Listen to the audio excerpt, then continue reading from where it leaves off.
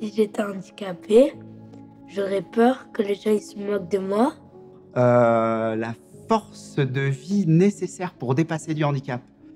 Alors pour moi, pour dépasser une situation de handicap, il faut savoir accepter son handicap, accepter ses faiblesses. D'être bien entouré par sa famille et de jamais perdre pied. Ça va être l'adaptabilité, la confiance en soi et la confiance aux autres principalement. Et il faut une sacrée dose de confiance aux inconnus qui vont nous filer le coup de main. Il n'y a rien de plus beau que de quelqu'un qui tombe et qui se relève. Et voilà. Pour moi, le handicap, c'est quelque chose de normal. Enfin, même quand c'est visible, pour moi, la personne, je la considère comme une personne normale.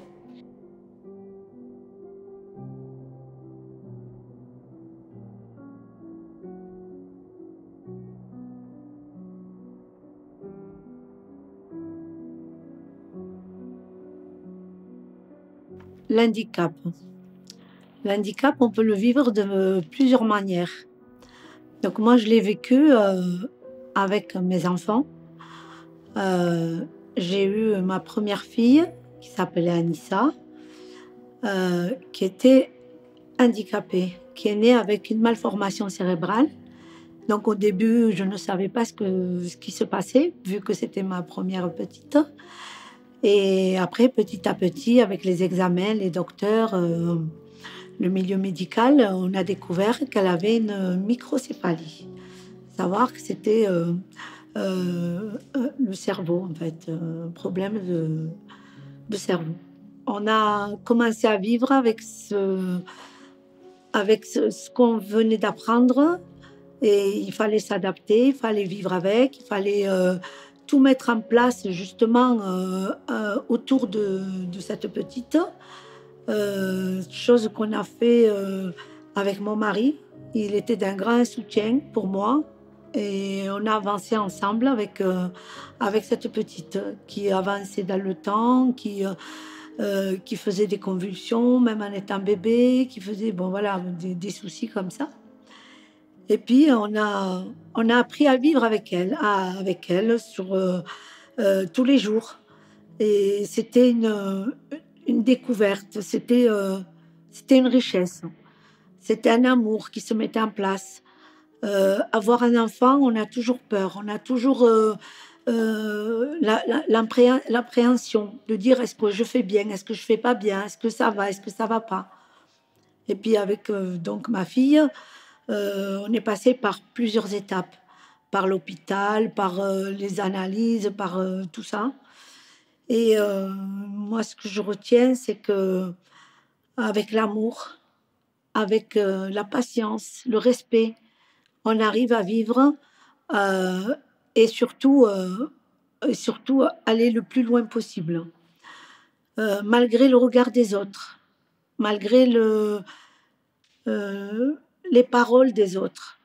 Mais on continue. Donc voilà, moi je me suis entendue dire comment tu fais pour avoir la pêche, comment tu fais pour avoir tout le temps le sourire. Donc oui, j'ai le sourire, j'ai la pêche, j'ai ma petite, j'ai mon bébé, j'ai ma petite, je vis avec et je vis à son rythme surtout. Donc c'est son rythme qui me faisait avancer avec mon mari. Et petit à petit, on a trouvé nos repères, on a trouvé notre façon de faire. Ces enfants, ils ont besoin de beaucoup, beaucoup de choses. Mais c'est à nous de les comprendre, de les aider, parce qu'il y a une souffrance. Donc, moi, ma petite, pour lui donner à manger, je me mettais dans ma bulle avec elle et je prenais le temps qu'il fallait. Donc, c'était elle et moi. C'est tout. Tout le reste extérieur n'existait plus. Et elle mangeait, elle me souriait, elle vivait à la cadence de la maison. On la mettait jamais seule, elle n'était jamais hors famille, au contraire. Et donc, à l'hôpital, quand on me connaissait, vu qu'il y avait Anissa, qui était souvent hospitalisée, on me disait que ces enfants-là étaient douloureux, étaient fragiles. Et que moi, au contraire, mes enfants, ils étaient heureux de vivre, puisqu'on avait ce sourire-là qui coûtait très, très cher, qui n'avait même pas de prix, tellement que c'était fort, qui nous souriait, qui faisait des choses avec nous. Il y avait un contact qui s'établissait.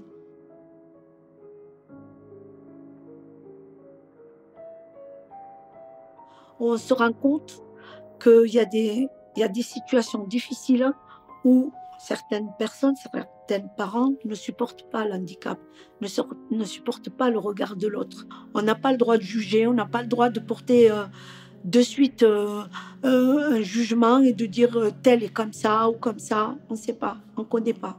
Donc il faut toujours prendre le temps de savoir avant de trancher. Il faut beaucoup de force, je pense. Il faut beaucoup de force de caractère. Il faut aller au-delà. Il faut dépasser toutes ces problématiques. Si on a un enfant handicapé, c'est que, enfin, pour moi, c'est ma vision des choses. C'est moi, c'est ma vie, c'est ma destinée. Donc, il faut assumer. Et quand on assume avec de l'amour, avec de la tendresse, du respect, je pense qu'on peut y arriver.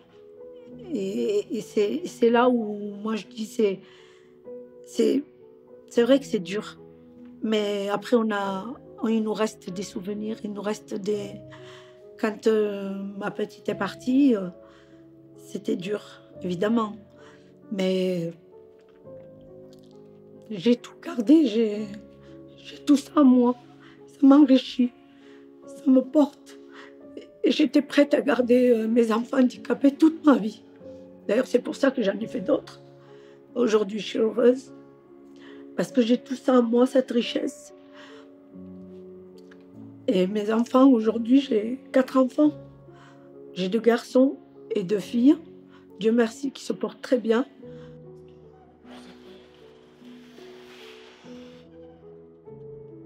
Aujourd'hui, je me sens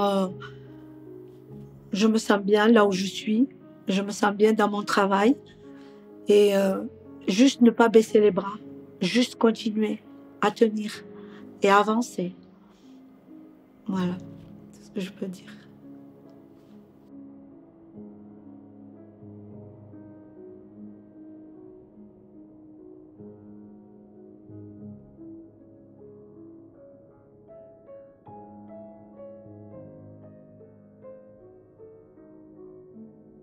Personne n'est à l'abri d'avoir un accident de vie.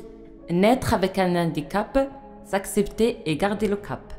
Tout peut s'écrouler à un clin d'œil et éclipser les rayons du soleil.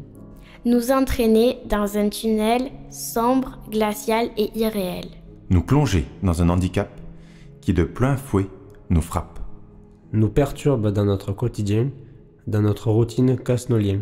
Met en évidence nos capacités, notre force à supporter, à garder courage, penser, positiver et avancer vers le futur, se projeter.